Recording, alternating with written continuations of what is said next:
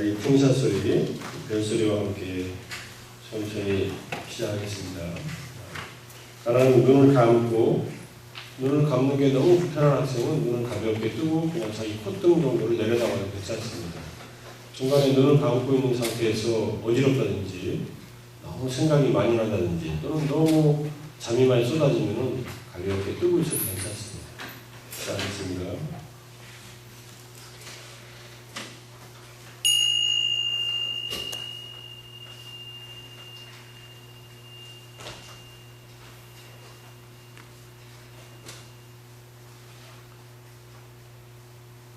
지금 잠시 동안 그냥 가만히 있어 보세요. 뭘 하려고 하지 말고 안 하려고 하지도 말고 그냥 그대로 가만히 있어 봅니다. 자연스럽게 숨을 들이마시고 내쉬는 것 외에는 육체적으로, 정신적으로 또 어떤 것도 임의적으로 하지 말고 가만히 그대로 있어 봅니다.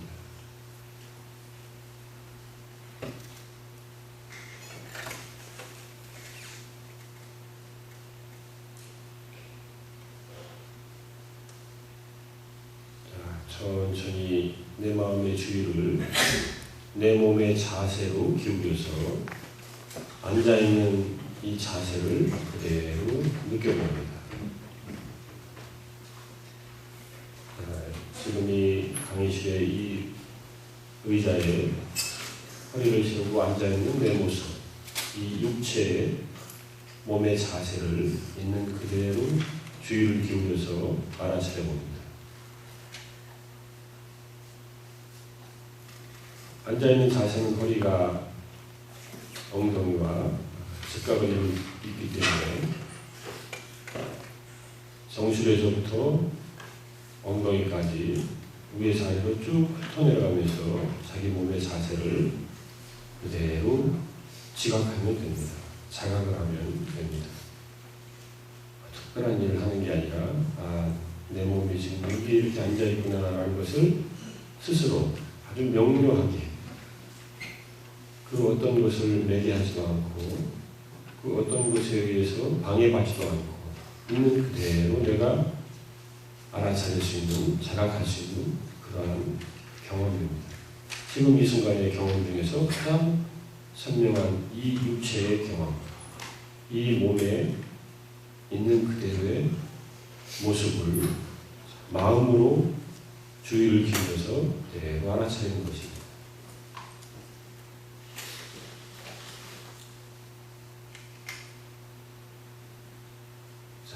천천히 몸의 감각 쪽으로 주의를 한번 옮겨보겠습니다. 자, 여러분 얼굴 부위에서 느껴지는 감각. 현재 얼굴에서도 이마, 눈가, 코, 양쪽 볼, 입 주위, 턱. 지금 현재 얼굴에서 어떤 감각이 경험되는지 있는 그대로 이 순수한 주의를 기울여서 그대로 알아차려 봅니다. 눈가나 입 주위가 힘이 들어가 있으면 알아차리면서 편안히 풀어줍니다. 우리는 늘 시력을 사용하고 또 얼굴에서 유일하게 움직이는 턱 관절을 이용해서 이를 아물거나 여러 가지 긴장하는 경우가 많이 있습니다. 이 두 부위를 편안하게 이완시켜준다는 마음으로 알아차리면서 풀어주고 그저 지금 현재 얼굴에서 일어나는 감각적 경험을 있는 그대로 알아차립니다.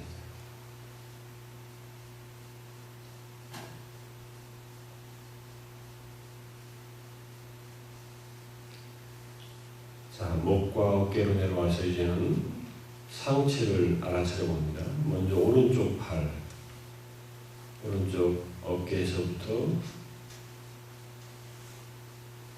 위팔, 팔꿈치 아래팔, 손목, 손. 자, 왼쪽 어깨, 왼쪽 위팔, 팔꿈치, 손, 손목과 손. 자, 왼쪽 팔, 오른쪽 팔을 알아차리고 그 다음에 상체의 가슴 부위, 다음에 복부, 현재 어떤 경험이, 어떤 감각적 경험이 내 몸에서 일어나는가 주의를 기울여보는 부분을 얘기하고 있습니다. 자, 그리고 등과 허리. 이러면 팔과 상체에 대한 감각을 쭉 훑어가면서 현재 이 순간 나의 주의를 자꾸 살려낼 수가 있습니다. 자, 그리고 엉덩이, 다음에는 오른쪽, 허벅지, 무릎, 종아리, 발목, 발. 자, 왼쪽, 허벅지, 무릎,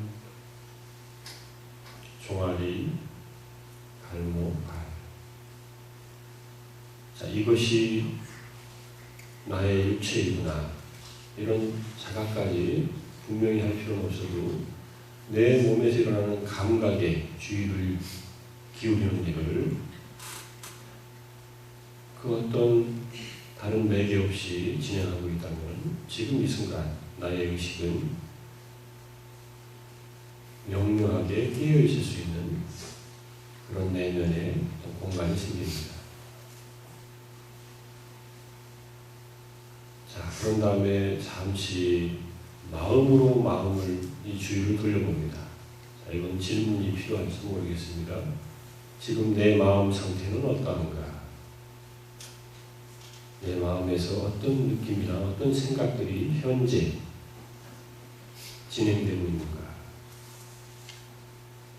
이렇게 질문을 던지는 것이 현재 진행되고 있는 사건일 수도 있고, 또 다른 느낌, 불편한 정서 또는 편안한 마음 또는 오고 가는 생각들, 이런 것들이 심리적으로 흐를 수 있습니다. 그것들을 그대로 지켜봅니다.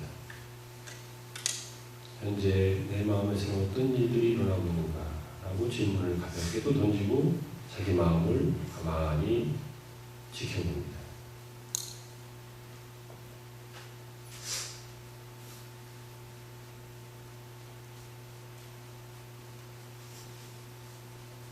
자, 이렇게 현재 몸과 마음의 경험에 주의를 기울이는 것, 이것을 우리는 마음 챙김을 한다, 알아차림을 한다, 이렇게 얘기합니다. 그 용어가 중요한 게 아니라 우리의 순수한 주의를 지금 현재의 이 순간에 내 몸에서 일어나는 감각적 경험 또는 몸의 자세 또는 마음에서 일어나는 느낌과 생각들 또는 의지작용, 이런 것들에 주의를 기울이면서 직접적으로 나의 주의를 기울이는 것에 의해서 나 자신의 현재 이 몸과 마음을 있는 그대로 이해하려는 노력, 이것이 여기에서 말하는 위파사나, 현재의 몸과 마음을 있는 그대로 알아차림으로써 통찰을 일으키는 수련법입니다. 여기에는 그 어떤 비밀도 있지도 않고 그 어떤 숨겨진 그런 비법도 있지 않습니다. 그저 이 순간에 일어나는 내 몸과 내 마음의 경험을 그 순간순간의 흐름 속에서 있는 그대로 마음을 기울여서 주의를 기울여서 파악하고 놓치지 않고 분명히 자각하고 있는 상태를 계속 이어가는 것.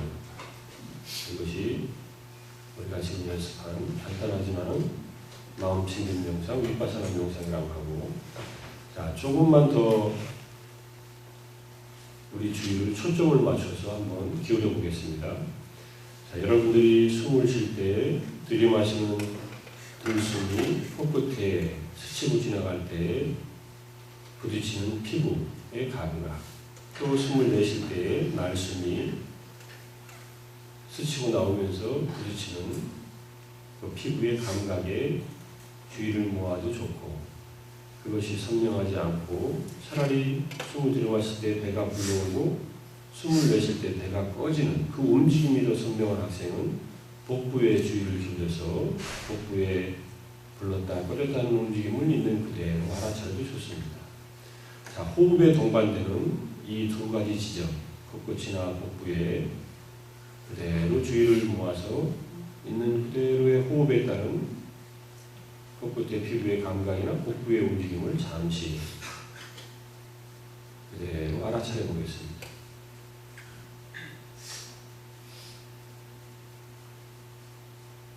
코끝이나 복부 둘 중에 하나 더 선명한 지점에 주의를 두어서 한 번의 호흡도 놓치지 않고 내가 짧은 시간이지만 이 마음 챙김, 알아차림을 이어가보겠다. 이런 마음으로 계속 주의를 기울여 봅니다.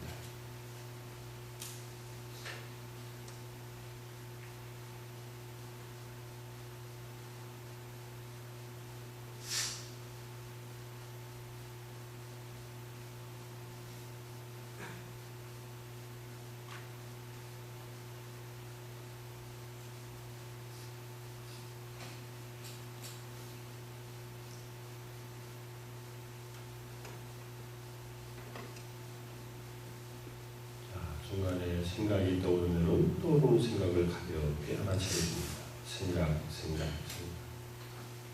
알아차린 생각이 가라앉거나 약해지거나 가라앉는 줄 알고 다시 호흡으로 주의를 기울입니다. 이 과정은 계속 여러 번 일어날 수 있습니다. 그때그때 일어나는 생각들은 그때그때 알아차리면 생각이 천천히 가라앉게 됩니다. 생각을 없애려고 하지 마세요. 생각을 억누르려고 하지 마세요. 생각에 빠지지도 마세요. 있는 생각을 그대로 알아차리고 알아차려진 생각이 어떻게 진행되는지 어떻게 변해가는지 그대로 지켜보고 결과적으로 사라지면 다시 복부로 주의를 기울입니다.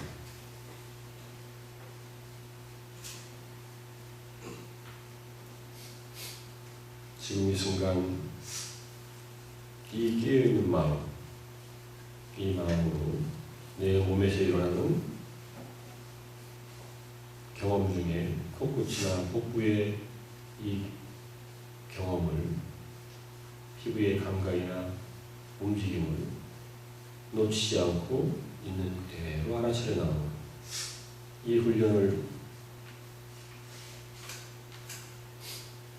반복해서 하면 여러분들의 주의력이 굉장히 향상될 것입니다. 작은 결과로서 일이고 지금은 코끝이나 복부에 주의를 두고 그대로 알아차림을 이어가 봅니다.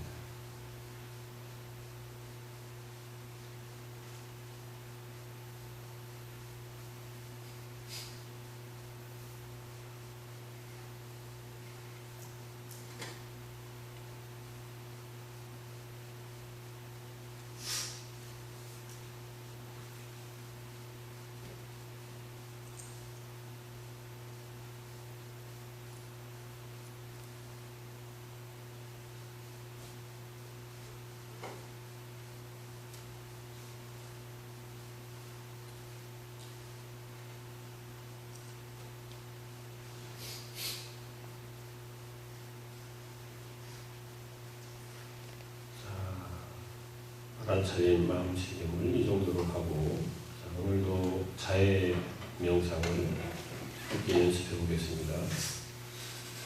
자해의 마음, 사랑의 마음, 친절한 마음을 길러내는 이 자해 명상을 그 명상의 대상이 행복하고 평화롭고 잘 되고 괴로움과 슬픔에서 벗어나기를 바라는 마음을 기르는 것입니다. 좋은 의지, 고귀한 마음가짐을 내 가슴에서부터 길러내는 일이다. 이해하고 용서의 문구에 따라서 용서의 마음을 먼저 이렇게 봅니다. 그렇지만 구체적인 대상을 떠올리지는 마세요. 내가 잘못한 대상을 떠올릴 필요도 없고 또 나에게 잘못한 대상을 구체적으로 떠올릴 필요도 없습니다. 그저 보편적으로 내가 알게 모르게 잘못한 일은 용서를 구하고 또 남들이 나에게 알게 모르게 잘못한 일은 용서를 한다. 이 정도로 조금은 편안한 마음으로 용서의 마음을 일으켜보겠습니다. 자, 이 문구를 들으면서 마음속으로 그 의미를 깊이 음미하면서 같이 연습해 보겠습니다.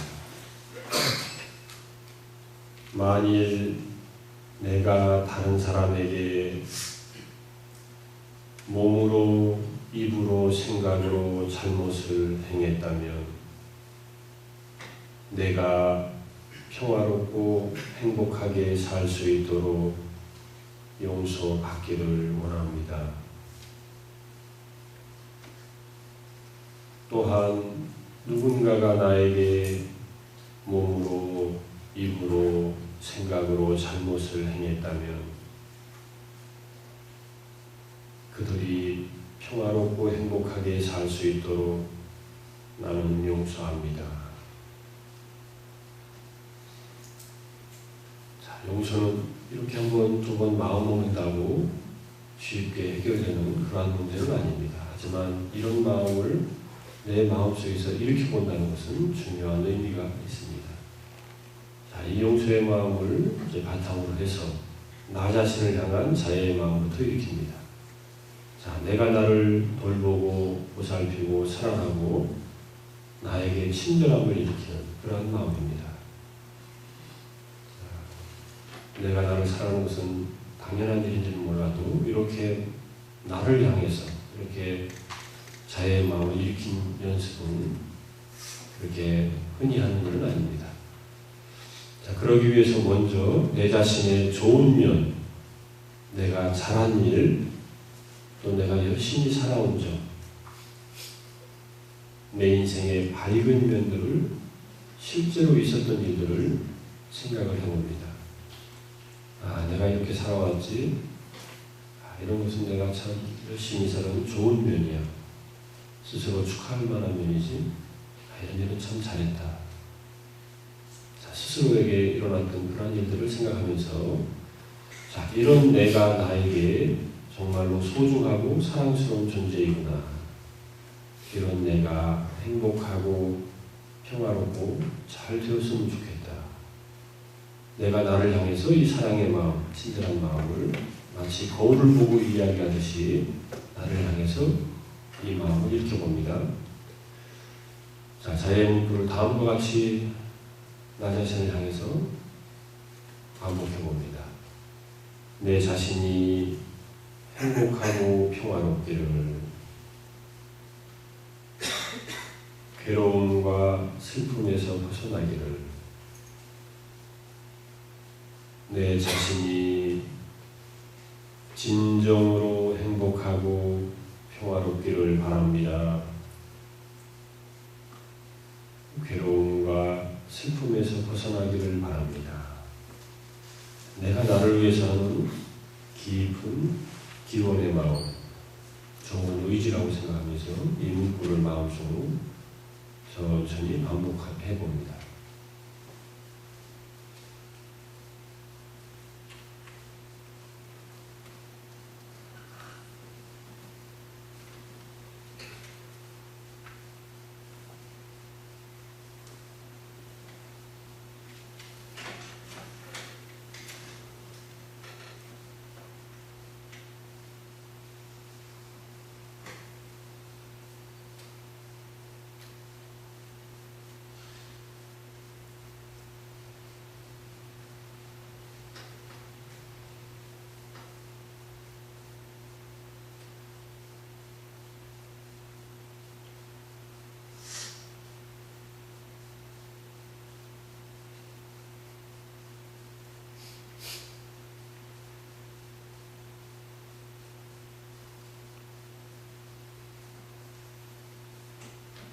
내가 나를 향해서 일으키는 이 자애의 마음을 짧게는 한 2, 3분, 길게는 한 5분 정도 연습하셔도 좋습니다. 여러분들이 집에서 혼자 명상하실 때 이런 방법으로 천천히 시도해 보는 것도 좋습니다.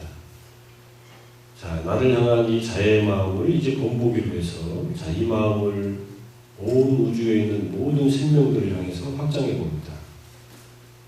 자, 이렇게 기르는 마음, 이렇게 조건 없이 한계 없이 모든 생명들의 행복과 평화를 바라는 마음을 일으키는 것은 인간으로서는 쉽지 않은 마음과 자세임을 우리에게 이해할 수 있을 겁니다.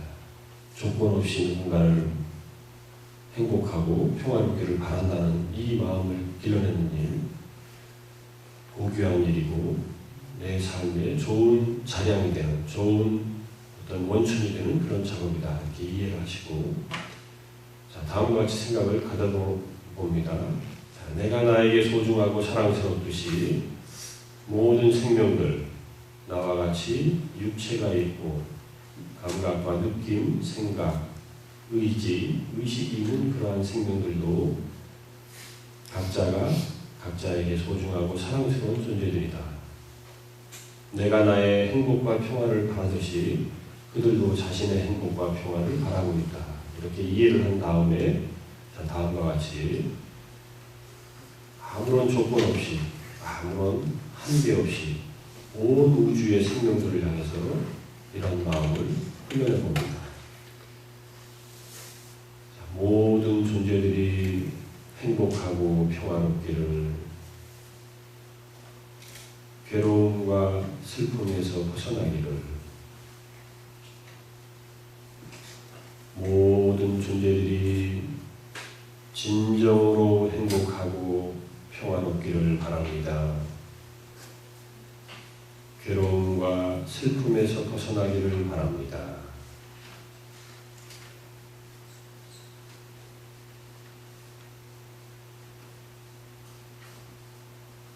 내가 앉아있는 이 자리가 우주의 중심이고 그 중심에서 무한히 조건 없이 빛을 비춰보내는 태양처럼 내 가슴에서 이 사랑과 친절함의 빛을 비춰보낸다. 이런 마음으로 계속 일으켜봅니다. 모든 존재들이 행복하고 평화롭기를, 괴로움과 슬픔에서 벗어나기를,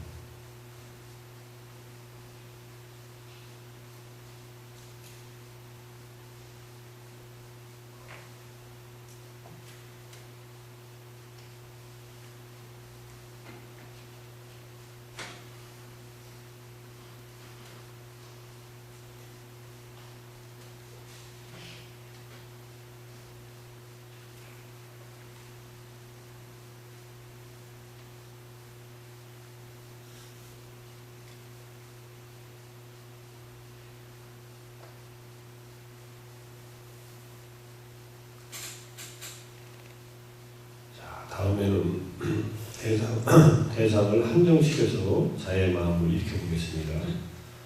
한정된 대상을 향한 자의 명상이 4단계로 이루어져 있는데, 첫 번째 단계는 가장 편하게 부담 없이 자의 마음이 잘 일어나는 대상으로서 고마운 분, 존경하는 분, 나에게 은혜를 베풀어준 은인 가운데 한 사람 또는 한 단체의 구성원들을 대상으로 합니다. 살아있는 사람을 대상으로 하고 한 사람을 선택할 경우에는 이성으로 생각되는 성적인 욕망의 대상이 될 수 있는 그러한 대상은 일단은 제외합니다. 여러분 삶 속에서 살아오면서 고마웠던 사람, 존경하는 사람, 은인 중에 한 사람 또는 우리의 구성원들을 생각해 보면서 그 사람의 고마웠던 점, 존경스러운 점, 은혜를 베풀어 준 점을 마음속으로 떠올려 봅니다. 그때 그분이 나에게 해준 그 말은 정말 고마웠지. 그 말씀 덕분에 내가 그 어려운 것을 이겨낼 수 있는 그런 좋은 계기가 되었지. 생각한 다음에 그런 그분께서 정말로 행복하고 평화롭고 잘 됐으면 좋겠다.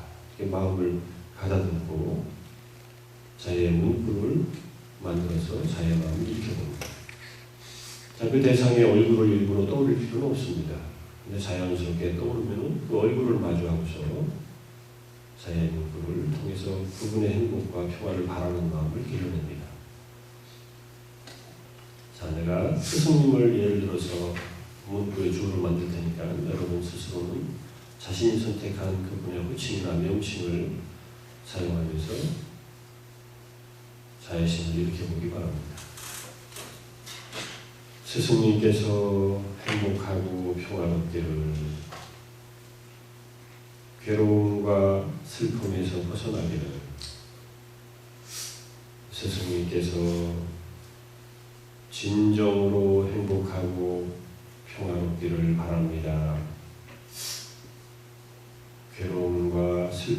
벗어나기를 바랍니다.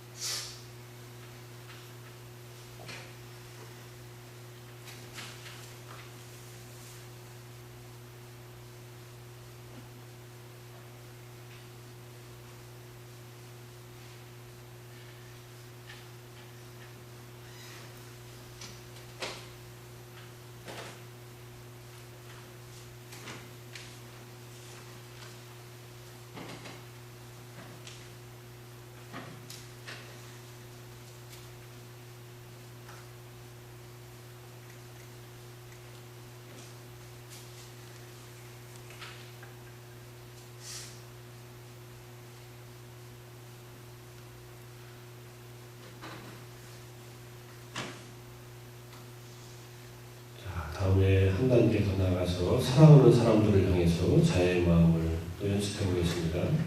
여러분들 사랑하는 가족들, 친척들, 아주 친한 친구들을 향해서 그 가족, 사랑하는 사람들과의 좋았던 관계, 서로 배려하고 아껴주고 보살펴주는 그런 관계를 생각하면서 사랑하는 사람들의 행복을 바라는 마음을 일으켜봅니다. 물론 서로 기대감이 높아서 섭섭하고 미안하고 또는 화가 나는 경우도 있을 수 있습니다. 너무 가깝다 보니까 그런 부정적인 마음이 일어나면 마음으로 잘 수용하면서 그래도 좋았던 관계, 좋았던 면들을 생각해 보면서 시도해 보시기 바랍니다.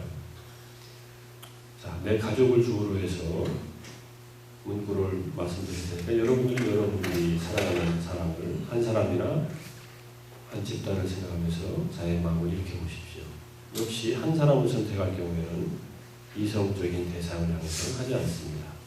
그런데 아들이 어머니를 향해서, 딸이 아버지를 향해서 하는 것은 문제가 안 되니까 여러분들이 선택할 수 있으면 선택해서 해보셔도 괜찮습니다.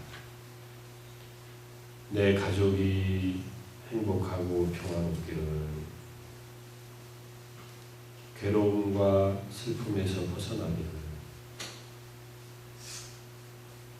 내 가족이 진정으로 행복하고 평화롭기를 바랍니다. 괴로움과 슬픔에서 벗어나기를 바랍니다.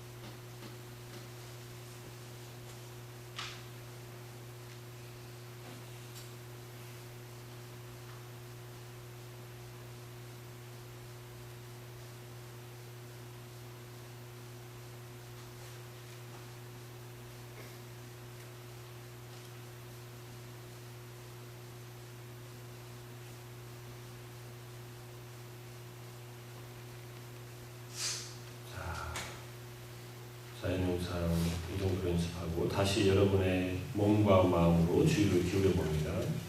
지금 내 몸은 어떤 경험이 일어나는가? 내 마음에서는 어떤 경험들이 일어나는가? 온 마음을 열고서 있는 그대로의 몸과 마음의 경험을 그대로 알아차려 봅니다.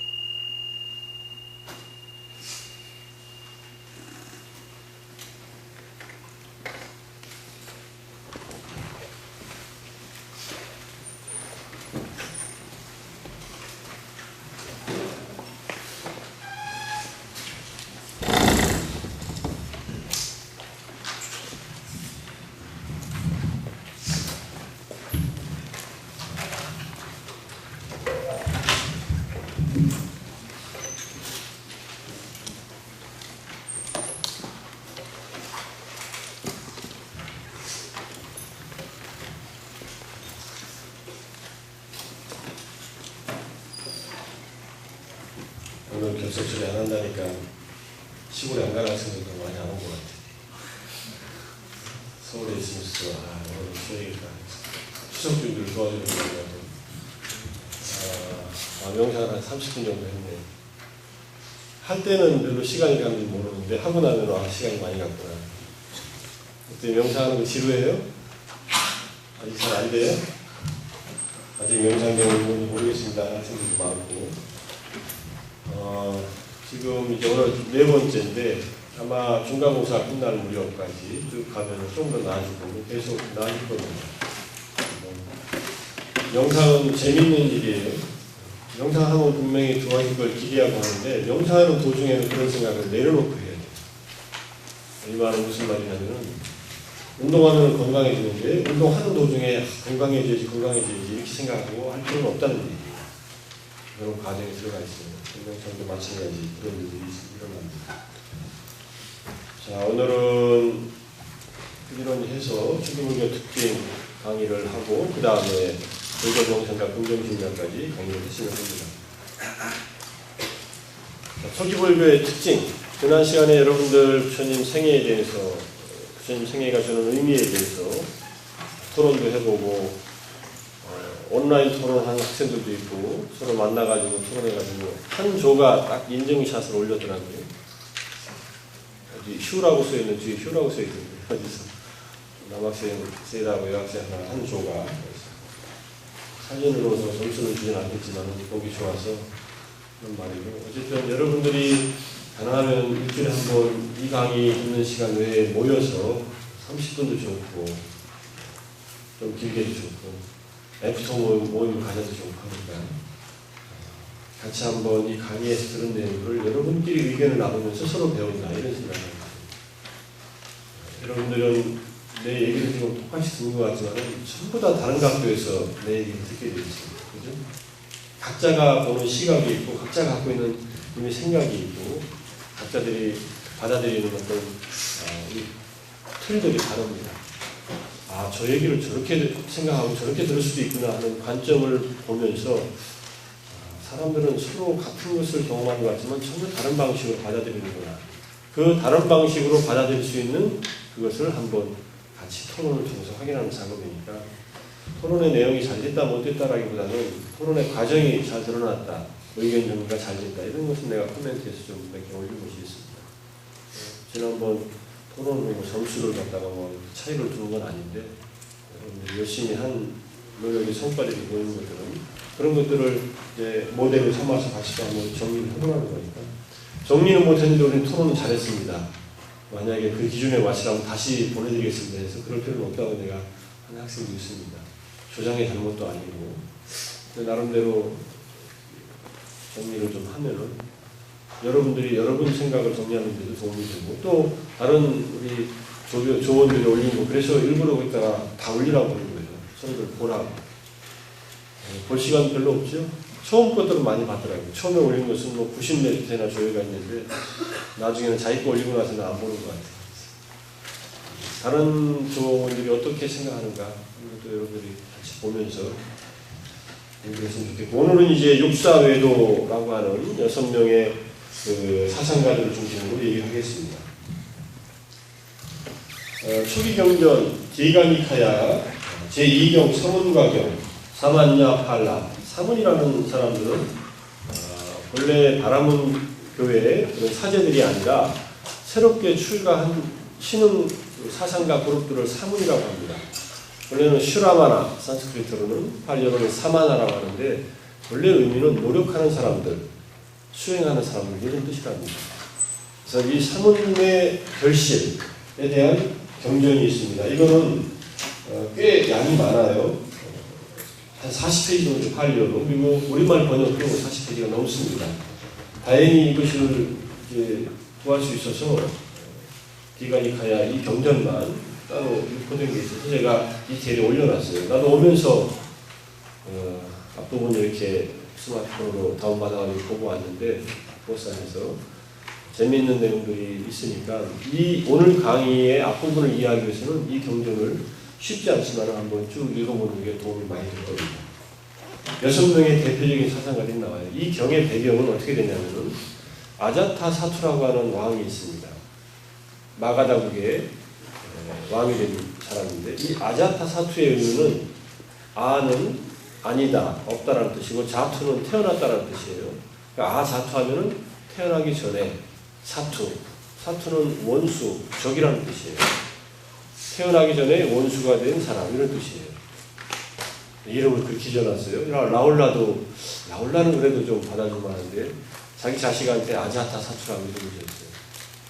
이 배경이 되는 이야기는 부처님과 거의 비슷한 나이였던 빈비사라 왕, 마가다국의 왕인 빈비사라 왕이 자식이 없었는데, 자식을 얻으려고 이 전쟁들한테 점을 보니까 지금 저 히말라야 산 밑에서 수련하고 있는 저 수행자가 죽으면 당신 아들로 태어날 그런 인연이 있습니다. 이렇게 얘기해요. 그러면 보통은 어떻게 하겠어요? 좀 기다리지요. 언제 죽을지 모르니까 좀 애매하지만 기다리는데, 이 왕이 이렇게 생각을 해요. 어차피 내 아들로 태어날 건데 빨리 내 아들로 모셔와야지 해서 자객을 보내서 죽여요. 그럴 수 있는 일이에요. 왕들은 자기가 뭐든지 할 수 있다라고 이렇게 생각하는 존재들이니까. 근데 죽는 사람 입장에서는 어때요? 내가 아들로 태어나게 되어 있다 하더라도 지금 죽고 싶진 않지. 그래서 그것을 통보하고 죽였는지는 몰라도 일단은 죽이는 사실을, 자기가 죽임을 당하고 그 다음에 그 빈비사라 왕의 부인 위대희라고 하는 이름의 부인입니다. 왕비의 수태가 됩니다. 수태가 된 때부터 자기를 죽인 아버지를 미워하는 그 분노심, 증오심이 가득 차 있기 때문에 태화로 있으면서 갑자기 이 왕비가 부왕의 피를 먹고 싶다든지 그런 얘기들을 해요. 왕비의 마음이 아니라 안에 있는 태화의 마음이에요. 그러니까 이 안에 지금 이제 원수가 들어있는 거예요. 악마가 들어있다는 거죠. 악마라는 게 뭐 밖에 있는 대상이 아니라 자기가 죽인 대상입니다. 그래서 아들이 태어납니다. 태어났는데도 그렇게 속을 썩이겠죠. 그러니까 부모 자식 간은 이렇게 원수가 태어날 수도 있어요. 가까이 원수는 가까이 둬야 되잖아요. 이걸 잘 풀지 못하면 안 되는데, 어쨌든 이 왕은 어떻게 되냐면은 나이 한 70쯤 됐을 때 부처님하고 동갑이었고, 부처님하고 나이가 딱 동갑인 줄 몰랐는데 거의 같은 연배였습니다. 젊은 시절에 왕이 됐고, 부처님이 출가해서 29살 때 만난 적이 있고, 이 왕이 부처님 열반하기 이제 10년 전쯤 70세쯤 돼서 지난 시간에 데바다타 얘기했잖아요. 데바다타가 이 아자타사투 왕자를 꼬십니다. 꼬여가지고 내가 이렇게 신통력이 있는데 내가 이제 승단을 이제 부처님이 뒤를 이을 테니까 당신은 아버지를 이제 어떻게 하든지 쿠데타를 일으켜서 왕위를 차지하라. 둘이서 공모를 하고서 왕자는 성공을 하는데 이 데바다타는 실패를 하고 말지요. 왕자는 성공해서 왕이 됐는데 부처님을 한 번도 본 적이 없어요. 그때가. 그런데 달이 밝게 뜬 보름날, 이제 내일 모레 추석이니까 그런 밝은 보름날에 자기 왕자를 사랑하는 마음에서 누구에게인가 좋은 말을 듣고 싶은데 라는 생각을 일으켜가지고 저녁 무렵에 대신들한테 얘기를 합니다. 누가 내 마음을 좀 안정시켜주고 내 왕자를 위해서 이런 가르침 들을 사람이 없느냐 했더니 이 육사외도들이 이름이 쭉 나옵니다. 6명의 사상가들 이름이 쭉 나오는데 왕이 대답을 안 해요. 그리고 마지막에 이제 지바카라고 하는 아주 명의가 있었습니다. 어의가 있었는데 지바카가 부처님의 제자가 되어 있었고 부처님 얘기를 꺼내니까 그래 그럼 부처님을 뵈러 가자 해가지고 대신들과 함께 부처님이 계신 중림정사 쪽으로 갑니다. 그런 배경을 가지고 있는 얘기예요. 부처님은 이 왕이 아자타사투 왕이 자기 아버지를 죽이고 왕이 된 것을 다 알고 계시죠. 그런데 자기하고 일종의 친구였던 세속적인 친구는 아니라도 자기가 후원해줬던 그 왕을 죽인 왕자인데도 부처님은 맞아줍니다. 이게 부처님의 태도예요. 누군가 세속적인 어떤 원한관계 때문에 심리적으로 불편해하는 것이 없이 그 사람에게 도울 수 있는 일이 있다면 도와주려고 노력을 합니다. 그래서 이런 얘기를 물어요. 이 아자타사투 왕이. 우리 세상에서는, 우리 백성들 가운데서는 이런 직업을 가지면 이런 일을 해서 이런 결과들을 얻습니다. 농사꾼은 농사를 지어서 곡물을 거둬들이고 상인은 장사를 해서 돈을 벌고 또 기술이 있는 사람들은 그 기술을 발휘해서 이런 결실들을 얻는데 스님들은 사문들은 출가해가지고 눈에 보이는 결실이 있습니까? 이렇게 물어요. 이 물을 만한 질문이죠. 매일 출가해가지고 무의도식하는 것 같기도 하고 밥도 먹으면서 다니는데 저 사람들은 뭐를 위해서 저렇게 수행생활을 할까? 이게 아주 솔직한 질문이에요. 그러니까 부처님이 아주 장황하게 사문들은 이런 것을 생활 규범으로 닦아서 이런 마음의 집중, 선정을 이루고 이런 지혜를 이루어서 마지막에 완전한 번뇌를 소멸한 그런 완전한 깨달음을 얻습니다. 쭉 설명을 해줍니다. 아주 자세한 설명을 해줘요. 왕이 다 알아들었을까 그런 정도로 자세하게 설명을 해요. 이 디가니카야는 긴 경전들의 모임이에요. 34개의 경이 있는데 왕이나 바라문이나 외도들한테 주로 설명한 것이 50% 이상입니다. 그러니까 말이 길어질 수밖에 없어요. 그러니까 쉽게 말해서 처음부터 설명을 다시 해야 돼요. 하나하나. 자세하게 설명합니다. 이런 일들은 사문에게 어울리지 않고 이런 행위들이 어울리는 행위입니다. 올바른 생계에는 이런 것이 있습니다. 설명을 해주니까 나중에 왕이 기뻐하면서 흔쾌하게 기뻐하면서 물러가는데 물러간 다음에 부처님이 뭐라고 하냐면 저 왕이 그런 잘못을 저지르지 않았더라면 자기 아버지를 죽이지 않았더라면 내 이 얘기를 듣고 좋은 결과가 있었을 텐데 하고 아쉬워합니다. 있는 데서는 안 해요. 부처님. 너 아버지 죽였지? 너 그 잘못 때문에 내 말 듣고도 네가 눈이 안 열렸어. 이런 얘기를 대놓고 안 하세요. 굉장히 주의 깊게 상대방의 마음이 아파하지 않는 범위 내에서 충실히 그 사람에게 도움이 되는 얘기를 해줘요. 이거는 우리들이 잘 못하는 일입니다. 우리들은 이 감정에 쌓였는데 그 사람한테 충고한다고 하면서 괜히 안 해주는 말을 해가지고 충고도 안 내키고 서로 기분만 더 상하는 경우가 많이 있지요. 부처님은 그런 얘기를 정확하게 이 사람에게 필요한 얘기를 딱 해주고 아직 들을 준비가 안 돼 있는 말들은 안 해요. 그렇게 해가지고 돌아갑니다. 아버지를 죽이면은 오무간업이라고 해서 반드시 지옥에 가야 돼요. 이 얘기 안 했었죠? 지옥에 가는 5가지 나쁜 행위가 있습니다.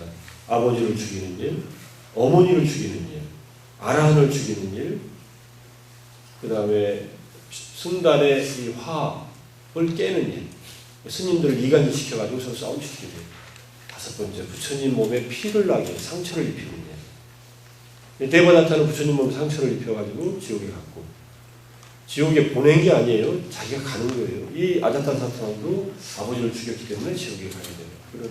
그런 지옥에 갔다고 끝나는 게 아니라 다시 지옥에서의 업이 끝나면 다시 좋았던 경험들을 다시 살려가지고 자기 나름대로 또 다른 삶이 시작됩니다. 그래서 주석서에는 이 아자타사타왕이 지옥에 가서 자기가 잘못한 일에 대한 그 결과를 고통을 받고 난 다음에 부처님의 법을 들은 이 인연으로 부처님이 안 계신 세상에 태어나서 혼자서 그때의 법을 기억해내서 깨달음을 얻은 독각, 벽지불이 될 것이다. 이런 얘기를 합니다. 독각이나 벽지불은 성인의 또 다른 차원의 존재인데 영어로 하면 사일런트 붓다라고 이렇게 번역을 해요. 깨달음을 얻었는데 남들한테 법을 설해주진 않습니다. 법을 설할 수 있는 그러한 어떤 능력이 없다는 거예요. 여러분들이 이렇게 생각하면 돼요. 여러분들이 뭔가를 혼자 독학해가지고 수행을 잘하게 됐어요. 근데 그게 누구한테 가르쳐주려면은 이론적 배경이 없으면 잘 가르쳐주기 어렵습니다. 그죠? 그거를 하려면 이론적인 배경을 또 쌓아야 되는데 뭐 그렇다고 일단 이해를 하시면 돼요. 그래서 부처님께서 안 계신 세상에 태어나서 이렇게 법을 깨닫고 깨달음을 얻을 것이다. 이런 얘기를 해줍니다. 자, 그래서 아자타사타왕의 인연을 그렇고 이 육사외도에 대한 얘기를 보겠습니다. 시대적인 배경은 도시의 성립과 강대한 국가가 성립한 그런 배경하에서 이건 이 대부분의 육사외도들은 마가다국 중심으로 활동을 하는데 당시에 16대국이 있었고 그 가운데에서 코살라, 마가다, 그 다음에 왬사, 아반티 이 네 나라가 가장 큰 나라인데 이 중에서도 마가다하고 코살라가 가장 대국이었습니다. 두 나라는 동동 싸워요. 코살라의 국왕이 파세나데 왕이고 마가다의 국왕이 빈비사라 왕이고 아들이 아자타사투 왕자인데 코살라의 공주가 마가다의 가서 왕비가 되고 그래요. 서로 화친을 맺고서는 또 싸워요. 싸울 거예요. 그래가지고 코살라의 파세나데 왕이 아자타사투 왕자였을 때 싸워가지고 져가지고 막 후퇴하는 장면도 나오고 그러는데 어쨌든 경전에 가장 많이 실려있는 나라들이고 실제로 이 마가다와 코살라가 가장 큰 나라인데 나중에는 마가다가 통일을 합니다. 전부 다. 그런 배경이 있는 나라인데 이게 이제 16나라들이에요. 녹색으로 쓰여져 있는 이 지명들이 16나라들입니다.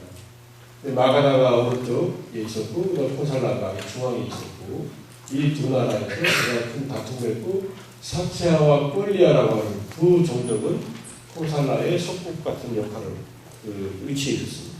부처님은 사체아에서 태어났죠. 야수다라는 꼴리아의 왕, 둘이는 형제 나라예요. 부처님의 꾸르에 가신 것도 있고,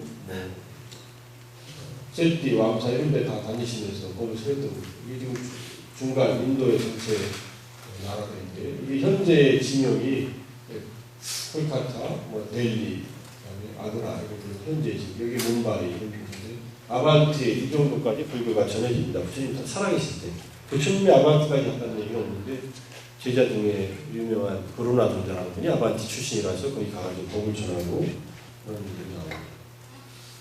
그 다음에 이제 이게 4대 성지로 본 불교 중심지예요. 여기 지금 요 네모가 불교가 주로 부처님이 주로 활동했던 지역. 이 중심으로 보면은 탄생은 사키아족에서 룸비니에서 탄생합니다.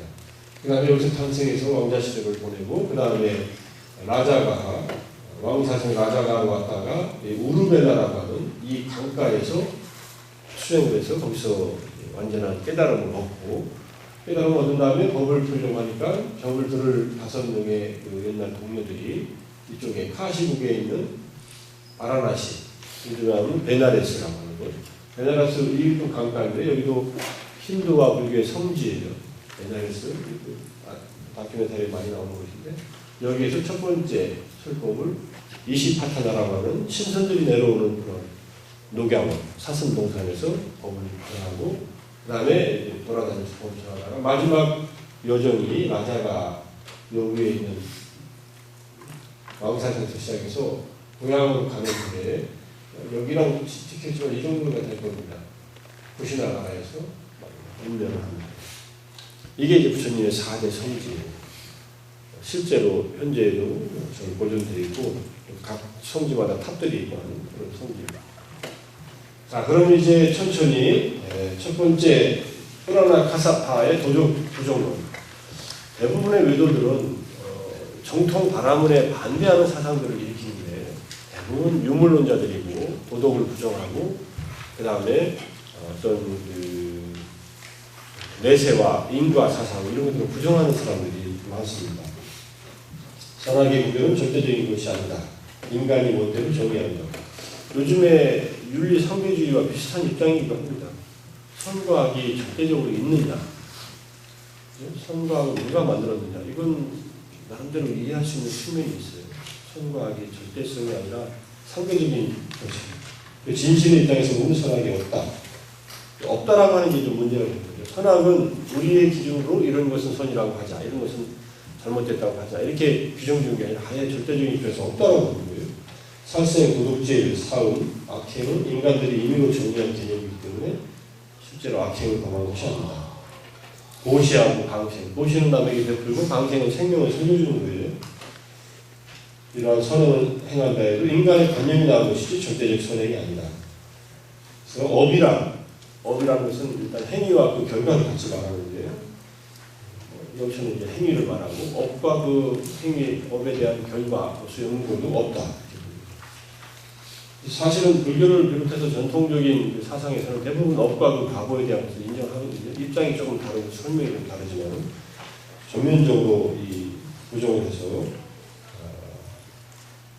수행도 완전히 부정하니까 이런 사람이 수십 년간 그 제자들을 기르고 도자를 이끌고 왔다 했습니다. 저 밑에 가서 수행한 사람들은 뭘 수행했을까요? 그래서 실질적으로는 순세파라고 하는 것은 순세파할 때 세상을 따르는 사람들은 쾌락주의자들입니다. 그래서 모여서 그냥 먹고 마시고 놀고 그랬을까? 매일 파티하고. 근데 이런 사람들을 종교적 스승이라고 해서 믿고 따르는 머리들이 있었고, 그 당시에는 어느 정도의 세력도 갖고 있었다는 거죠. 육사외도는 대표적인 6명의 사상가라는 뜻이에요. 불교 이외에. 자, 어쨌든 이런 사람들이 있었고, 인간의 길륜 화목은 인과나 운명에 의해서가 아니라 우연에 의해서 우연으로. 여러분들에게 어떤 일이 일어나면 왜 이런 일이 일어났을까? 이유가 잘 생각한다면, 이거는 우연히 이렇게, 우연히 일어났어. 이렇게 생각할 수 있잖아요. 운이 좋았어, 저 사람은. 얼마 전에 싸이가 자기 팔로워가 누가 밑에다 써놓기를 어느 철학자가 말하기를, 나도 어느 철학자가 말하는지 몰라요. 노력이 기회를 만나면 운이라고 그랬다고. 군대 생활을 6년씩이나 한 싸이가 열심히 노력한 결과로 일고도 차트 2위까지 올라가고, 아마 다음 주에는 1위가 되겠죠. 그래서 운이 이제 튀인 거라고 얘기합니다. 이거는 이제 그냥 이런 우연적인 운이 아니죠. 진짜 행위라고 하는 것은 노력을 하는 사람에게는 뭔가 기회가 없다는 그런 얘기를 하는 거예요. 좋은 얘기라고 생각하지만, 이 사람들은 그걸 노력도 부정하고, 기회도 부정하고, 그냥 일어나는 일들은 그냥 우연히 일어나는 뿐이다. 이렇게 얘기해요. 여기에 좀 동조하는 마음이 좀 가는 학생들도 있죠. 자, 그 다음에 비슷한 얘기인데 조금 달라요. 파쿠다 카차야나 칠요소설. 이 사람도 마찬가지인데, 모든 존재들은 지수화, 풍, 고락, 생명이라는 7가지 물질적 원리로 이루어져 있다. 그래서 생명도 물질적인 것으로 봅니다. 이 요소들은 영원하고 생명도 영원히 존재한다. 그래서 만약에 살인을 저지르려고 칼로 사람을 찔렀다면 그것은 지수화, 풍 사이로 칼이 들어간 것 뿐이지 생명을 죽일 수는 없다. 사람은 죽지요. 겉으로는. 이러고도 생명을 부지했는지 모르겠어요. 이러고는 자기는 무장하고 있었는지도 모르죠. 쇼펜하우어가 사람들 자살하라고 하고 자기는 매일 총 갖고 잤다고 하는 얘기도 있으니까. 자, 어쨌든 이 칼이 지나갈 뿐 7가지 요소는 영원하다. 요즘에 말하는 에너지 불변의 법칙과 비슷해요. 여러분도 에너지 불변의 법칙이라고 해서 나도 불변하는 존재 이렇게 생각하고 삽니까? 에너지 불변의 법칙은 알죠? 우주에 있는 에너지는 모양만 달리할 뿐이지 없어지는 게 아니다 이거예요. 입자 불변, 입자들은 서로 바뀌죠. 설입자 상태에서 양자 레벨에서는 서로 에너지와 입자가 서로 교환하는 그런 세계가 일어나고 최근에 뭐 이렇게 발견했다고 하는데 우리한테는 별 의미가 없는데 대단한 발견이라고 그런 발견을 했다고. 물리학 하는 학생들한테는 큰 일인지 몰라요. 아마 세계를 보는 눈이 새로 달라질지 모르지만 워낙 뭐 양자물리학도 하도 발전하다 보니까 거의 소설을 쓰는 단계에 나와가지고 자기들끼리 뭐라 그러는데 잘 몰라요. 그리고 우리한테 안와닿아요. 우리는 양자적 세계에 살고 있지 않고 보존 물리학의 세계에 이 육체가 살고 그 다음에 이렇게 감정과 생각들이 나타나니까. 자, 그래서 어쨌든 살인도 없고 이러면 도둑질도 없겠죠. 여러 가지. 저쪽에 있는 물건을 나한테 갖고 왔다는 것뿐이지 그게 훔친 것이냐 이렇게 생각하는 사람들이. 자, 이게 이제 7요소설이라는 거 파쿠다 카차야. 이거 시험에 7요소설은 누가 얘기했을까 이런 시험은 안 나와요. 외우려고 하지 말고 이런 사람도 있었다 이렇게. 마칼리 고살라, 아지비카라고 하는 사람인데 이 사람은 재밌는 사람이에요. 이제 아지비카라는 말은 생계수단을 가진 자 이런 뜻이에요. 어떤 생계수단이나 고행을 하는 것으로 생계수단을 삼아요. 근데 이 사람들은 불교 또는 자연학계와 가장 유사한 면을 갖고 있으면서 12가지 원소를 얘기합니다. 이제 원소가 좀 늘어나요. 지수화풍, 지수화풍은 다 들어가니까 그다음 영혼, 허공, 득실, 보락, 생산 이러한 얘기를 합니다. 지금 여기서 얘기하는 12가지 요소 같은 것들은요 나중에 불교의 아비달마스 또는 불교의 초기 불교도 다 하고 있는 내용들이 있습니다. 영혼이라는 얘기는 안 해요. 단지 불교는 마음이라고 하는 걸로 대치를 해요. 자, 그래가지고 12개 요소니 뭐 영혼도 물질적 원소로 파악했다. 이게 다른 점들입니다. 인간의 정신적인 작용을 물질적인 요소로 파악했다는 점은 불교하고 다른 점입니다. 요즘에 과학자들, 의학자들은 대부분 이렇게 설명을 합니다. 그렇게 안 하는 분들도 물론 있지만은 인간의 정신활동은 뇌의 전기화학적 작용의 산물이다 이렇게 봐요. 이게 이제 뉴런의 시냅시스의 연결 구조에 의해서 정신활동이 나타난다고 하는 물질 환원주의적인 입장을 갖고 있는데, 물론 단순하진 않아요. 그것도 굉장히 복잡해져가지고 어쨌든 전개가 되는데, 이 사람들은 아주 단순하게 영혼, 또 물질적인 것 중에 하나야. 그런데 그런 영혼도 계속 존재해 이렇게 보는 겁니다. 인간의 운명에 대해서는 결정론을 얘기해요.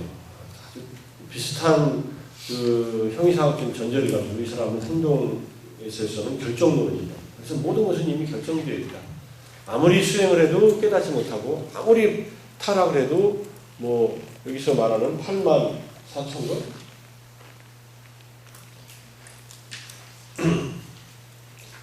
840만 것 뒤에는 누구나 해탈을 얻는다. 인간이 할 수 있는 일, 할 만한 일도 없어요. 이 사람들이 고행을 하는 것은 단지 폼 잡기 위해서 한다는 거예요. 고행을 하면 뭔가 수행자답고 하니까 밥을 갖다 줄 거 아니에요. 거지처럼 앉아있으면 욕을 하겠지만 수행자처럼 근엄하게 앉아있으면, 그래서 아지비카라고 불렸던 거예요. 고행을 생계수단으로 삼는 사람들. 실제로 내용은 이런 사상을 갖고 있으니까 고행을 할 필요도 없어요. 이 사람들 말에 의하면. 그냥 살면 돼요. 먹고 살아야 되니까. 그래서 저절로 다 해탈한다. 이 사상은 여러분이 세계 종교에 대해서 배웠다는 좀 알겠지만 조로아스터교의 사상과 유사합니다. 조로아스터교가 마지막 모든 존재들이 마지막 단계에 가서는 모두 다 구원받는다 이런 사상을 갖고 있어요. 근데 이 기독교로 보면은 좀 달라지죠. 기독교는 딱 갈라버리죠. 선은 천국, 악은 지옥. 일단 끝이에요. 천국 가는 존재들은 계속 천국에 살아요. 지옥 가는 존재들은 지옥에서 계속 살아요.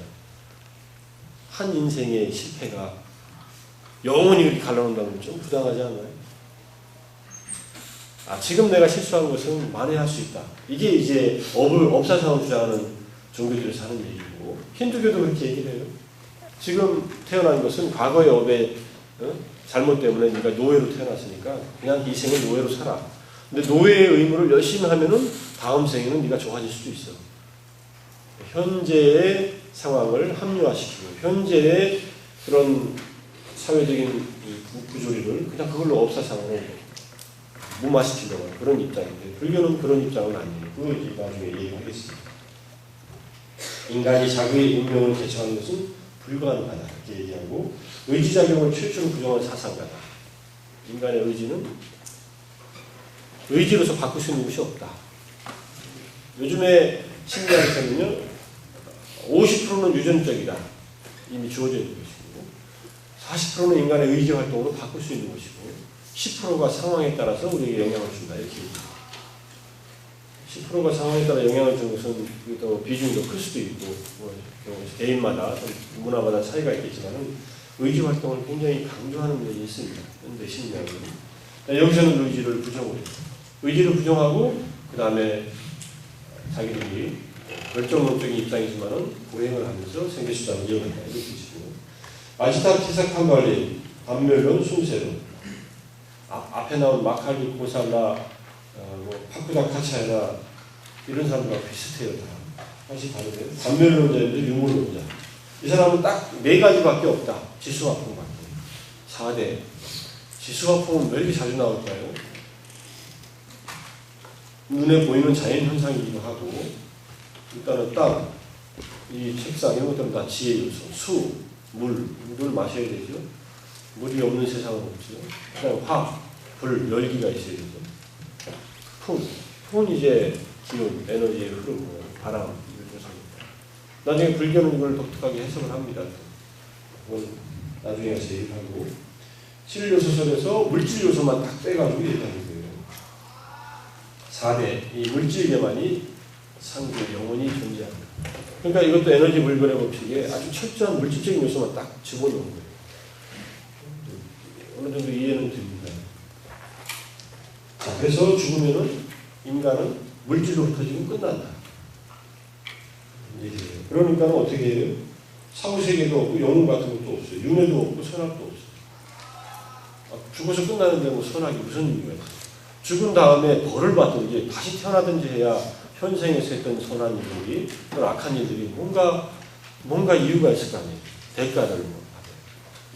여러분들이 열심히 공부를 했으니까는 대가로서 서울대학에 합격했던 이런 좋은 결과가 있는 거 아니에요. 근데 열심히 공부하는데 그런 게 아무것도 보장이 안 돼요. 그러면 공부할 이유가 없죠. 그리고 추첨으로 서울대 들어와요. 그렇다면 어떻게 했어요? 전국 대학교를 다 추첨으로 들어가게 했어요. 여기 입학정원 5,000명 대학생들 다 추첨해가지고 5,000개의 구슬 중에 하나 뽑으면 여기 들어온다. 그럼 여러분 공부 열심히 했겠어요? 그냥 열심히 고등학교 때도 열심히 놀고 대학교 들어가서 공부를 해야 된다. 그러면 그때 들어가서 할 수가 없거든요. 그런 얘기들이라고 생각하고요. 현재의 삶이 최초이자 최후로 인간은 그저 즐기고 살아야 한다. 노세 젊어서 노세 늙어서도 늙고 죽을 때까지 노세 이런 철학이에요. 이걸 철학이라고 할지 그냥 일상생활 사는 사람들이 이렇게 사는데 인도는 굉장히 현실적인 이런 쾌락을 추구하는 나라입니다. 실제로.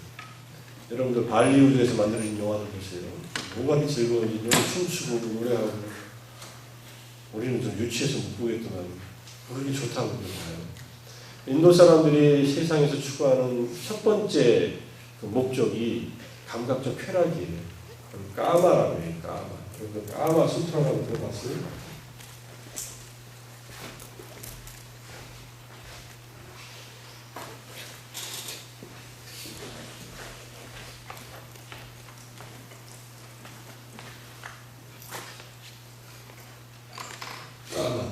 까마는 좁게는 성교, 넓게는 안입이 설신, 눈, 귀, 코, 혀, 몸에서 쾌락을 추구합니다.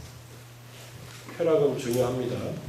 쾌락을 추구하는 것을 하나의 인생의 목적으로 삽니다. 그 다음에 자기의 의무를 다하고, 그 다음에 재산을 모으는 것, 그 다음에 의무를 다하는 것, 그 다음에 종교적 깨달음을 얻는 것. 이게 힌두교의 4가지 목적이에요.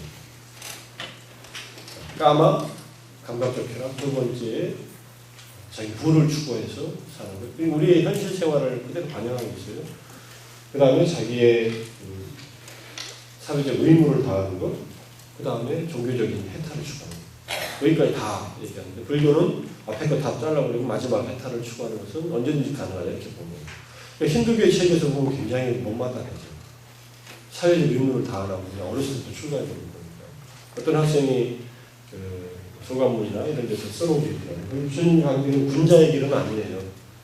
수신 제가 치국해야 되는데 제가가 빠졌고 출가해버렸으니까. 그 다음에 치국도 안 했고 왕자로서 치국을 해야지. 그러니까 평천하는 뭐 어떻게 했는지 모르겠지만 뭐 사람들은 나중에 도와줬으니까 그건 좀 나아졌다 하시지만 그런 식으로 평가를 할 수 있습니다. 그래서 중국에 들어간 불교는 유교에 의해서 굉장히 뭐라고 할까 비판을 받아요. 사회적 의무를 등한시한다. 도가의 사람들은 많이 좋아하실지 모릅니다. 그리고 중국에 처음 전해진 불교가 격의 불교라고 해요. 도교적인 사상, 도가적인 사상의 뜻을 하나하나 이렇게 맞춰가지고 번역을 합니다. 물론 이거는 한계가 있었고 나중에 극복되지만 그래서 격의 불교가 나중에 중국 불교의 새로운 이제 번역과 함께 극복되는 일이 일어나고 있지만 도가적인 사상은 많이 가까운 면이 있어요. 무나 공이나 무의자연과 뭐 불교에서 말하는 뭐 집착 없이 행동하는 그런 얘기들이 서로 맞아떨어지는 점이 있는데 육아에서는 불만이 많죠. 육아는 사회적 질서, 가족의 질서, 이 질서를 탄탄하게 공고하게 하는 것을 통해서 사회의 안정을 빼앗으려고 하는데 불교는 그냥 출가해버려가지고 부모님이 와서 자식한테 절하고 막 이러니까 무료막심한 그런 종교가 되어버릴 수도 있어서 중국에 들어간 불교가 그것을 만회하려고 부모 운중경이나 효도에 관련된 경전들을 만들어요. 새로. 경전을 새로 만들어질 수 있다. 그리고 위경이라고 합니다. 실제로는 없었는데 경전처럼 위장된 경전. 근데 가짜라고 하는 말은 하긴 어렵고 그 당시에 문제의식을 가지고 있었던 불교도들이 사람들을 설득하기 위해서 불교도 이런 사상이 있다는 것을 보여주기 위해서 출연한 경전을 말합니다. 그 중에 대표적인 효도경이 부모 은중경. 부모님의 은혜는 무겁고 무겁다. 근데 이 사상은 우리가 지난 시간에 초기불교의 깨달음과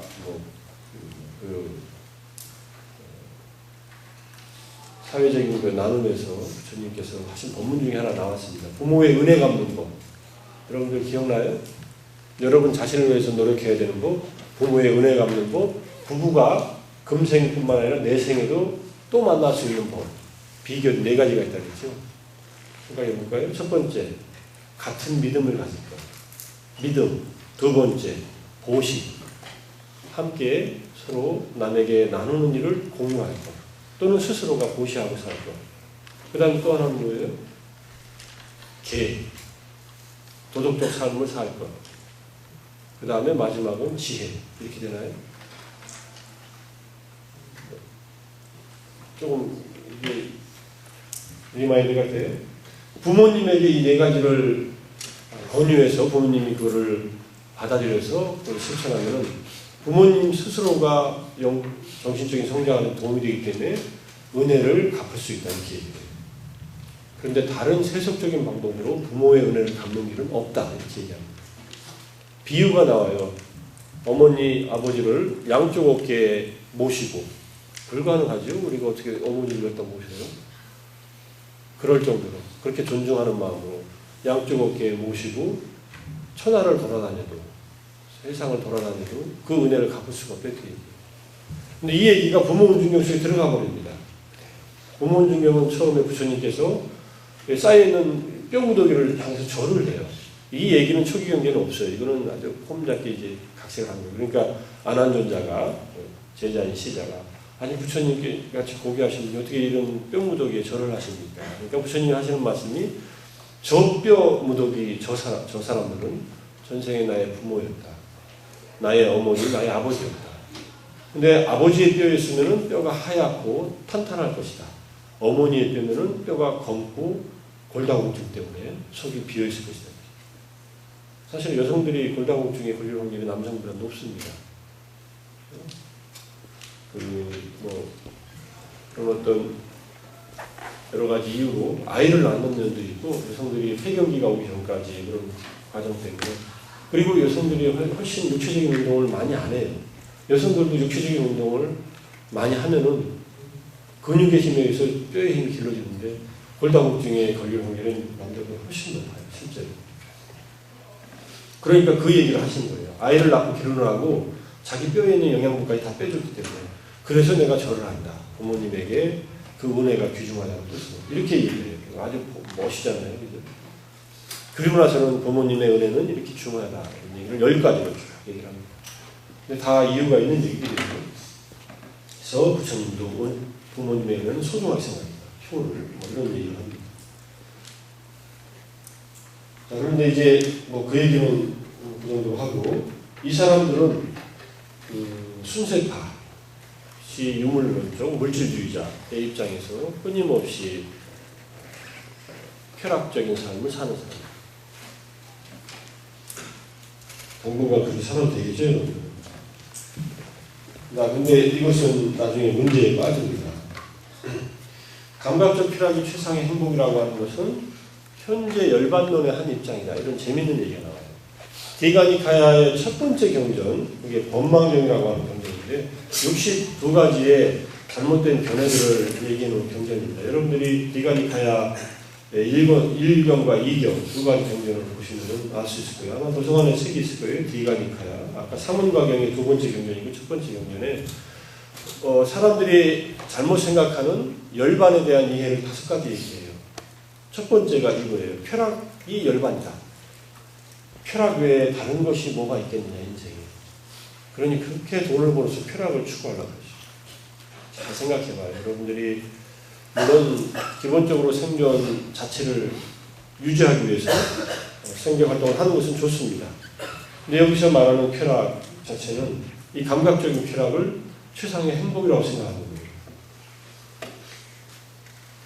한국 사람들은 언제가 행복하냐고 하니까 다른 나라 사람들도 비슷하지만 먹을 때가 행복하다. 왜 먹을 때가 행복해요? 생명이 유지되니까 에너지가. 그 다음에는 이거는 개인의 이제 자기를 위한 일이고, 그 다음에 대화를 나눌 때가 행복하다. 이렇게. 대화를 나누는 것은 자기가 고립되어 있지 않고 누군가 사회적인 지지를 서로 주고받는 행위입니다. 그렇지 않아요? 그럼 이 두 가지를 결합시켜봐요. 기분 좋은 사람과 대화를 나누면서 먹을 때가 행복하다. 점심을 마음 통하는 친구하고 같이 만나서 혼자 밥 먹는 것처럼 참 슬픈 일 없는 것처럼 생각하지만 그때는 밥 먹는 것만 기쁘게 생각해요. 친구 없다는 걸 슬프게 생각할 게 아니라. 어쨌든 순세파는 그런 감각적 쾌락. 요즘에 다이어트 중독에 대해서 지난번에 한번 다큐멘터리 보니까 심각하더라고요. 다이어트 중독. 먹어요. 먹고선 다 토해요. 뭐 힐압의 에피쿠로스 학파가 그랬나요? 쾌락주의자들. 그 사람들도 음식은 먹는 맛을 즐겨야 되는데 먹고 나서 다 토해요. 그래서 또 먹을 수 있잖아요. 살은 안 찌고. 이런 비생산적인 일을 하고 있어요. 기분 좋은 만큼 먹고서 그냥 가만히 있다 또 배고프면 또 먹으면 되는데 먹고는 싶고. 뭐 위장 절제 수술하는 것 정도는 괜찮은데 덜 먹으려고 비만인 사람이 치료법은 결국 그렇게 해가지고 덜 먹을 수밖에. 위장을 한 반 잘라내버리면 어떻게 할 거예요? 들어갈 수 있는 양이 적은데 금방 포만감. 그거는 나름대로는 조금 이해를 해주겠는데 나머지 다이어트 중독은 좀 심하다. 모르겠어요. 여러분들 나이 때는 더 뭐 그러겠지만은 남에게 보여주는 것이 남에게 잘 보여줘야 내가 남에게 선택을 받는다고 생각하는 그런 외모를 중시하면 그런 행동들을 할 수 있지만은 병적인 그런 현상입니다. 어쨌든 감각적 쾌락에 빠져 사는 것이 가장 행복한 것이다. 나중에 또 다른 입장에서 심리학적으로 보겠습니다. 그 다음에 산자야만이 이런 유물론적인 사상에서 좀 벗어나 있는 사람이에요.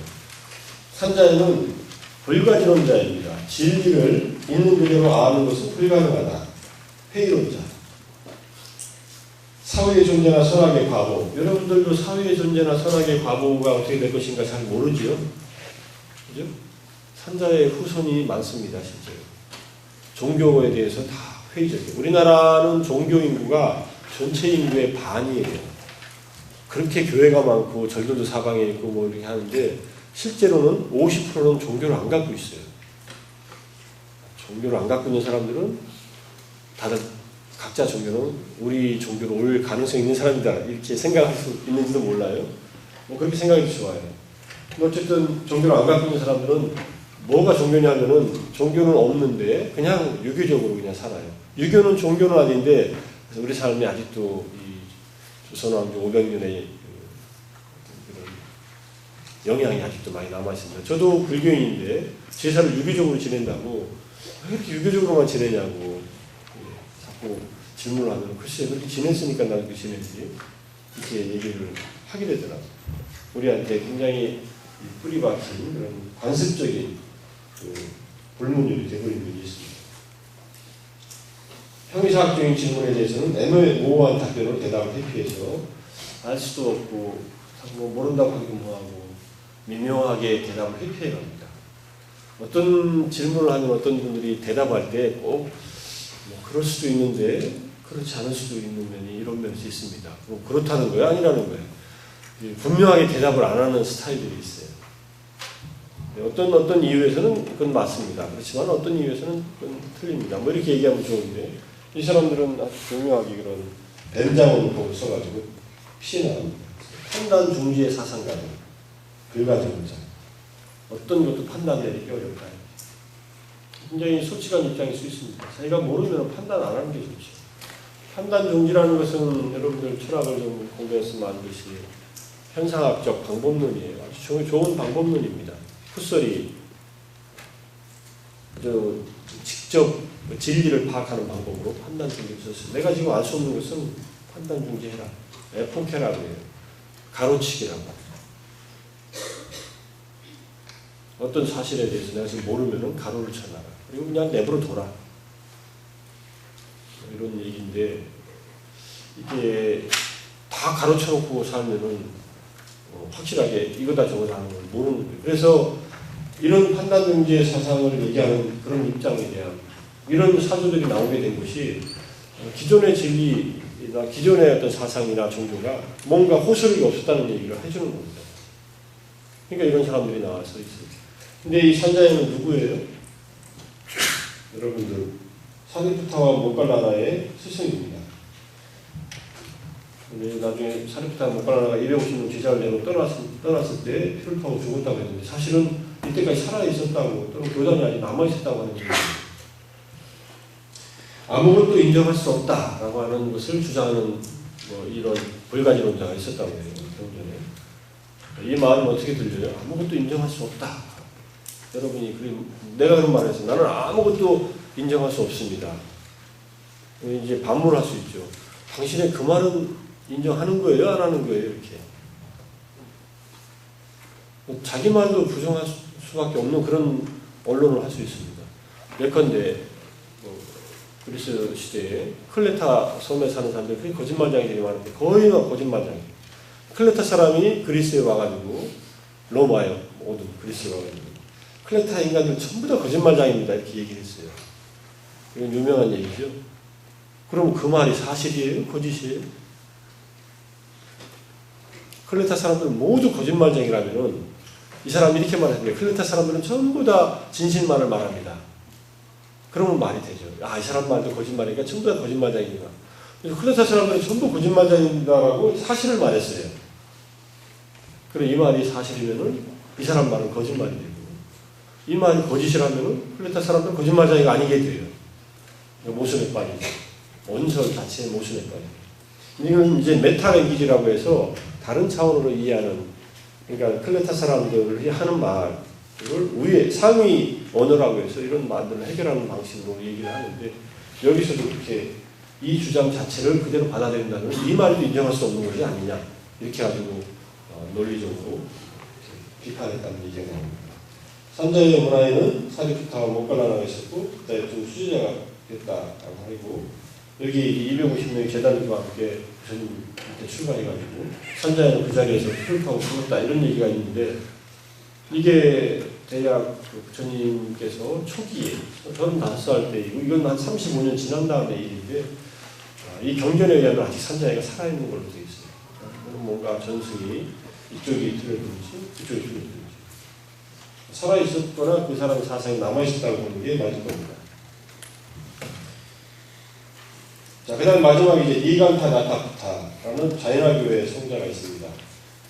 자, 이 사람이 니간타 나타푸타 자이나의 엘로라라고 하는 지역에, 서쪽 지역에 자이나인데, 이렇게 봐도 옷을 안 입고 있죠?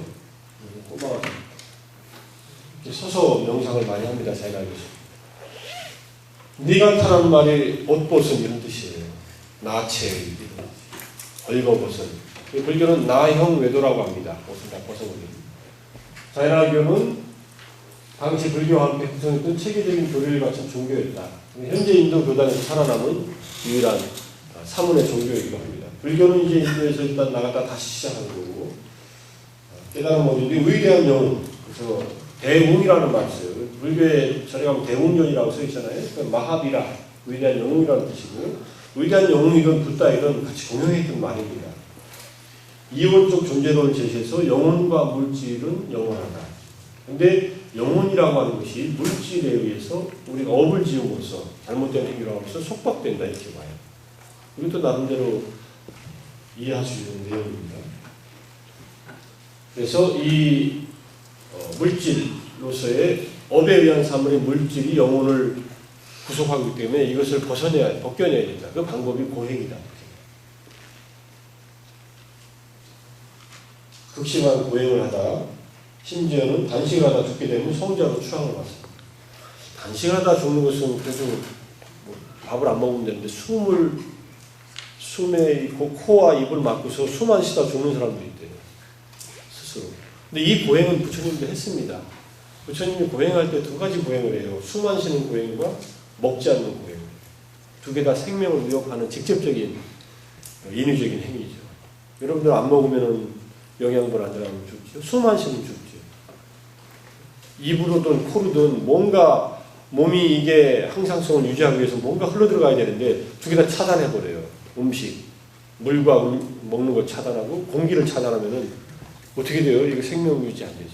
그게 보행인데 그것이 자 여러분들의 이 육신이 만약에 그런 육신 자체가 우리의 이 자유로운 영원한 영혼을 구속하고 있다고 하면은 이런 입장 이해할 수 있죠. 육신을 학대하면은 영혼이 자유로워진다. 그래서 부처님도 고행을 했던 건데 이 자연화교는 여전히 그 입장을 따르고 있어요. 언제 자연화교에 관련된 다큐멘터리를 보니까 자연화교도 비구니 스님이 있어요. 여성 출가자가 있는데 머리를 깎지 않고 뽑더라고요. 여러분들 머리를 깎으면 다시 나지만 이게 다 뽑아버리면은 제대로 이렇게 잘 안 납니다. 솜털만 나오고 그래요. 그래서 닭털 뽑듯이 이걸 뽑아요. 눈물이 찔끔찔끔 나지만 그게 이제 업을 제거하는 방법 중에 하나라고요. 그 정도 보통 감내해야 된다고 생각합니다. 옛날에 여러분들 아실 정도로 성철스님 된다고 3000배 해야 된다. 행사 100년에 돼가지고 3000배 여러분들이 하려면요 초보자들은 8시간에서 10시간 걸려요. 8시간에서 10시간 동안 토끼띠임 하고 있다고 생각하면 돼요. 그리고서는 일주일에서 열흘간 몸살을 나서 눕습니다. 다리가 이게 펴지질 않아요. 일종의 고행이라고 하면 고행이지만 어쨌든 이 사람들은 그런 고행을 하게 합니다. 자, 자연화교는 불살생, 불망호, 죽이지 않고 거짓말하지 않고 불투도, 도둑질하지 않고 불응, 잘못된 성행 또는 성행을 하지 않는 철저한 계획을 지키면서 무소유의 삶을 실천합니다. 그래서 영어로 써놓으니까 non-violence가 제일 먼저 나와요.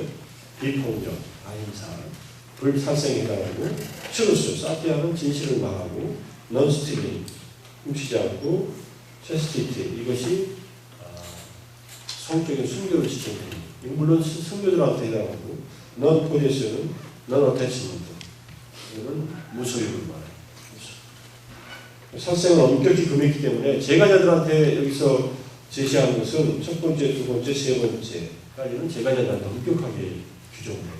네 번째는 자기 배우자 외에는 성행위를 하지 말고 이렇게 규정하지만 제가자들은 소유하는 것을 허용하죠. 제가자들한테 이런 계율을 지키라고 하니까 살생을 하는 간접적으로라도 살생을 하는 직업을 못 가져요. 농업을 못 해요. 여러분 농사일이라는 것은 밭을 갈고 뭘 하는 과정에서 과실치사하게 되어 있습니다. 여러 가지 생명들 죽이고 농약을 안 쳐. 그러니까 이 사람들은 주로 장사를 해요. 장사를 하는데 거짓말을 안 하니까 굉장히 신용이 장사꾼이 돼요. 그래서 인도의 유태인과 같은 그런 위치에서 막대한 그 비즈니스 성공한 사람들이 자연학교들이 많습니다. 왜냐하면 그 살생을 하면은 결과가 아니라 동기가 아니라 결과로서 죽이게 되면 살생의 업을 지었다 이렇게 보는 거예요. 불교는 어떻게 되냐면은 불교는 동기가 없이 만약에 누구를 죽였다 그러면 살인이 아니라고 해요. 예컨대 길을 가다가 무슨 나무 같은 게 있어가지고 나무인 줄 알고 밟고서 그냥 지나갔어요. 근데 그 밑에 뭐가 살아있는 동물이나 사람이 있을 수도 있어. 그 밟는 행위에서 죽었어요. 자기가 모르고 갔어요. 이러면은 이것은 살생이 아니다. 살생에는 세 가지가 있어야 된다. 살인, 죽이는 행위. 자, 죽이려는 의도가 있어야 된다. 그리고 죽이는 행위를 내가 하든지 누구에게 시켜서 해야 된다. 그리고 결과적으로 그 대상이 죽어야 된다. 이 세 가지가 딱 결합돼야 살인이라고 하는 업을 지켜야 된다. 이렇게 얘기합니다. 그러니까 결과적으로는 여러분들은 의도가 있었는데 안 죽였다. 그럼 살인이 아니죠. 그죠? 여러분들 누군가 죽이고 싶었던 생각이 일어난 적 한 번도 없었던 사람은 별로 없을 거예요. 그죠? 죽이고 싶진 않았어도 저 인간 죽었으면 좋겠다 이렇게 생각한 적도 있을 거예요. 그래서 극악무 또한 연쇄살인범 누구든지 나타나면 저런 인간을 아직도 우리나라에서 사형제도가 없어갖고 저런 인간이 아직도 살아서 있다는 것이 그냥 같은 인간으로서 그냥 불쾌감을 느낀다고 생각하는 적도 있을 거예요. 사형제도는 많은 경우는 그렇게 보복적인 그 생각으로 잘못했으니까 당연히 죽어마땅하다는 생각으로 그런 마음으로 사형제도가 유지가 되고 있습니다. 실제로. 근데 실제로 이런 일이 있었다고 해요. 부처님 다시 때 어떤 스님이 길을 가는데 아마 공개 사용하는 자리가 있었나 봐요. 사람을 죽이려고 앉혀놓고 우리나라와 같은 상황이었나 봐요. 칼을 들고서 목을 쳐 죽이려고 하는데 죄수들은 벌벌벌 떨고 있죠. 그리고 이 사람을 죽이려고 이렇게 춤을 추고 있는데 스님이 가다가 죄수를 보니까 너무 안타까워서 그 죽이려고 하는 사형 집행인한테 저 사람 저렇게 두려워하는데 빨리 죽이지 왜 안 죽이고 저를 더 고통스럽게 만드느냐. 일종의 안락사 개념입니다. 안락사도 아니고 사형 집행을 조금 근데 그 사람도 그 말을 듣고 바로 죽였어요. 어떻게 됐겠어요? 이게 살인에 해당하는 잘못입니다. 물론 나쁜 마음으로 죽이려는 의도가 없었지만 저 사람이 어차피 죽게 되는 사람이니까 빨리 죽어야 되는데 이 말로 인해서 죽임을 당겨버렸어요. 1분이든 10초든 10분이든. 그래가지고 그 스님은 살인죄에 해당해서 교단 추방죄를 적용받습니다. 그냥 지나갔으면 될 걸 간섭하다가 이렇게. 이러면은 사형을 할 때 만약에 사형을 누가 집행한다 할 때 어떻게 되겠어요? 사형을 판단한 판사부터 시작해서 거기에 연루된 모든 사람들은 살인죄에 관여가 되버려요. 좀 슬픈 일이지만. 그래서 집행하는 사람들도 살인 안 하고 어떻게 합니까? 그럼 그가 무도한 일만 살인 안 하고도 죄인들을 벌할 수 있는 방법이 여러 가지가 있지요. 사회적 비용이 든다고 해서 죽여버리는 것은 더 큰 잘못하면 그 사형제도를 잘못 이용해가지고 인혁당 사건 같은 걸 만들어가지고 정치적인 보복을 하는 숙청을 하는 그런 일들을 할 수 있죠. 그건 뭐 너무나 잘못된 일이 벌어집니다. 사형제도가 있는 나라에서 극악 범죄가 안 일어나느냐? 그러지 않습니다. 사형제도가 가장 많이 행해지는 나라가 어디인 것 같아요? 우리 주변에 다 있어요. 다 아는. 우리 왼쪽에 있는 중국이 제일 많이 사형시켜요. 그 다음에 일본이 엊그제 사형을 또 시켰다 그랬죠? 50일 전에 사형시키고 일본이 또 사형시켰어요. 사형을 시키면 그냥 세계적인 뉴스가 됩니다. 미국 사형 많이 시킵니다. 얼마 전에 18년 전에 무슨 성추행 해가지고 죽인 사람 18년 만에 사형해가지고 그 부모가 비행기 값이 없으니까 사람들이 성공 거둬져가지고 사형하는 장면을 공개하니까 보게 하러 사형을 시켜요. 우리나라 안 시킨 지 15년 됐습니다. 이거는 좋아할 일이지 슬퍼할 일이 아니에요.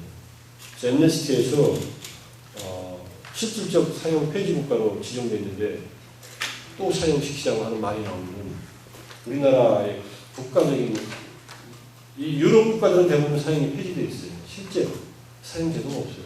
그럼 거기는 흉악범이 더 많이 들끓고 일어납니다. 그렇지 않답니다. 어차피 남을 죽이는 놈은 사형 제도가 있으면 완전히 죽이려고 하지 적당히 죽이려고 하는 완전 범죄를 하려고 하지.